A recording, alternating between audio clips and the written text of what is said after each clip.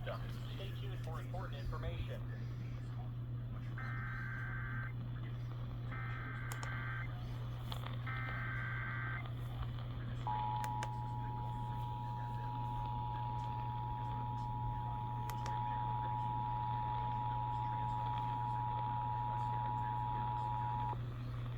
This station is activating the Houston Area Emergency Alert System at the request of the National Weather Service in Lake City because of a tornado warning for northwestern Galveston County, northeastern Brazoria County, and southeastern Harris County until 2 p.m. Central Time.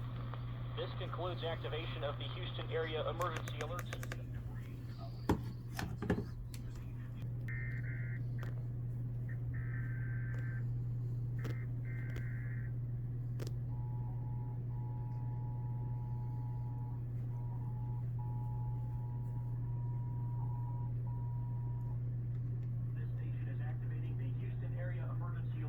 At the request of the National Weather Service in Lake City because of a tornado warning for northwestern Galveston County, northeastern Brazoria County, and southeastern Harris County until 2 p.m. Central.